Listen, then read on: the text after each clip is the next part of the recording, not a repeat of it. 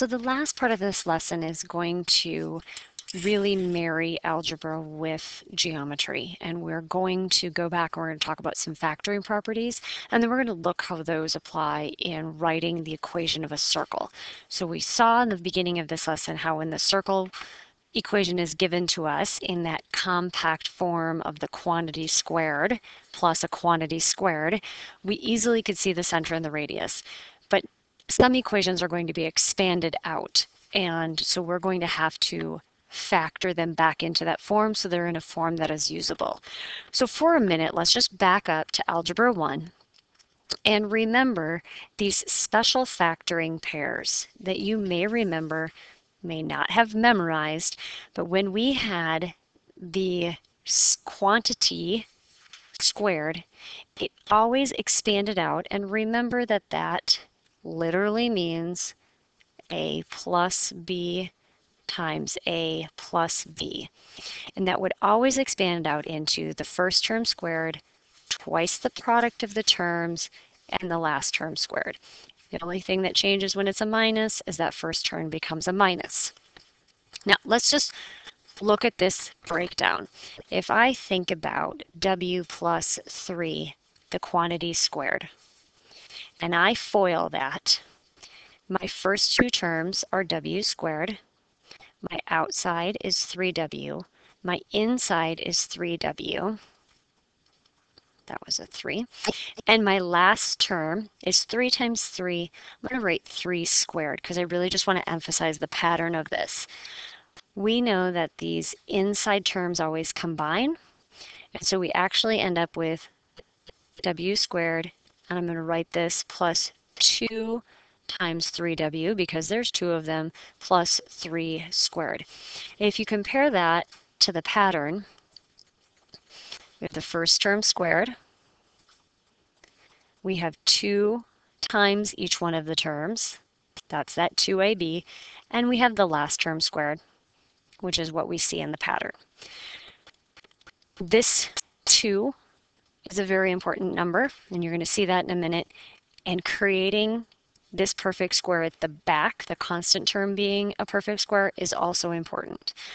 So if we were going to factor, some of you may have learned the y squared and we turned it into 4 terms.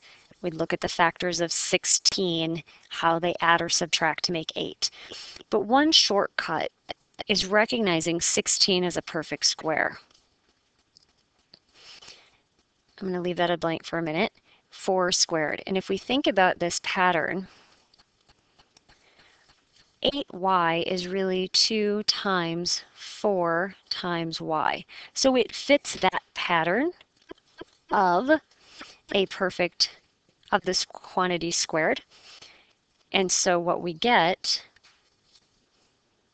without having to go through this long approach, is the first term, this sign, and this base, the quantity squared. Because if we were to look at the factors of 16 that add or subtract to make 8, it's clearly minus 4y and minus 4y, and that will factor into those 2 pairs, and you will have 2 quantities. This is getting to the geometry, so here we go. What number do I need right here in order that it expands out? Look at that last term. 5 squared. 10 is 2 times 5 times x, so the term we need here is 5. Okay, the square of that constant term. So we're going to do a process called completing the square. And we are going to take something that may or may not factor neatly, and we are going to force it to factor into this pattern where we are going to create this number so it is a plus or minus quantity squared. So we have some very specific steps. First step, add or subtract the constant, the one without the variable, from the problem. So we're going to have x squared plus 6x, add 7, equals 7. That's the first thing we want to do because that 7 is not a perfect square. I want to create a new number. Here's how you create that new number. And remember, the beautiful thing about algebra is what you do to one side, you have to do to the other. So I can force these numbers to do a lot of things. So when I do this, I always leave a blank like this, my 7, and I put a blank over here to remind myself what I do to one side, I must do to the other. So whatever number I add here, I have to add that exact same number on the other side to keep my balance. So I take half of the x term.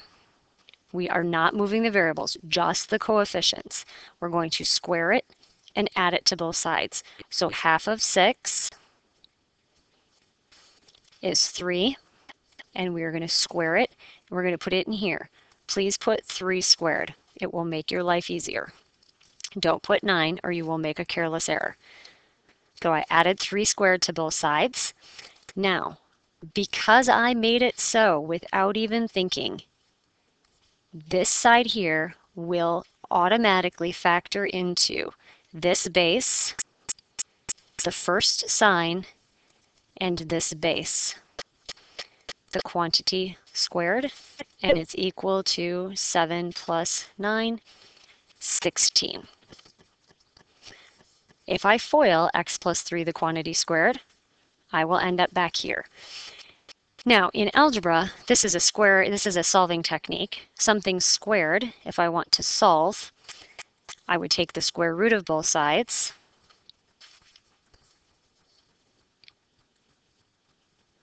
And whenever I take the square root of both sides, I have to consider plus or minus. The square root of something squared cancels, and so I'm left with x plus 3 is equal to plus or minus 4. Then I have x plus 3 equals 4, or x plus 3 equals negative 4, and I can solve each of those. And that is another way we can factor, we can use quadratic formula, or we can use completing the square to find the zeros, the solutions. Where does this thing cross the x-axis? Now for us though, it has to do more with this circle business. So tune into the next video to see how it applies to geometry.